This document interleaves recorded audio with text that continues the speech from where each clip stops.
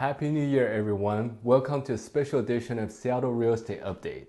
If you own real estate in the greater Seattle area or interested in investing in the market here, you got to watch this video because we'll be talking about what to expect for the real estate prices in 2023 and more importantly, what you can do to best prepare yourself to win in this market. Before we start, remember, I'm not your financial advisor even though my bio is a real estate broker, real estate investor for 20 years, state licensed real estate instructor, and the owner of a property management and sales company. Now with that out of the way, please pay attention to the information in this video because I'm always right about 50% of the time. Okay, enough dad jokes. Let's delve right into it. For the housing prices in the greater Seattle area, the prices will continue to decline. Despite the fact that the housing price in King County has already gone down by 18% since May of last year, net housing cost actually has not gotten any cheaper for most buyers if you factor in the higher financing costs. For property owners, don't hit the panic button just yet. Well, unless you own commercial real estate, then I'm really sorry to say this year is going to be really rough. During COVID, despite the higher vacancy rate, the price of commercial real estate hasn't really come down because there's so much money that's been floating around in the investment market. Now the music has stopped and investors are demanding higher returns. So the value of commercial real estate will be significantly impacted this year. But for residential properties, the speed of the price decline is not going to be nearly as bad as 2008 because today's fundamentals are very different. In the current market, the seller's saving grace from a total housing collapse are two things. One, low inventory. Two, strong employment, at least so far. Currently, many sellers decided to hold on to their properties because, well, they don't have to sell. For one, many of the sellers over the past few years have been able to lock into a low long-term interest rate as well as enjoy excellent equity growth.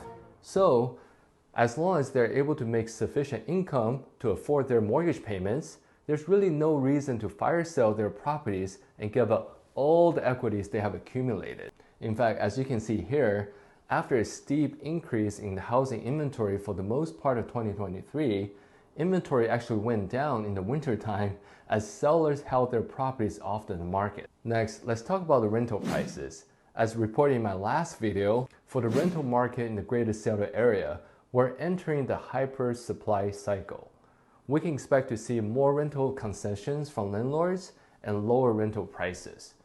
The luxury apartments and urban studio units are going to be impacted the most.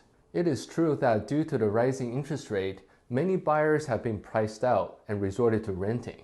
However, the amount of new inventory entering the market for rent in 2023 is going to outweigh this increase in demand. For my seller clients, my advice to you is that if you absolutely have to sell within the next 12 months, it's better to sell sooner than later. However, there's no need to sell out of panic.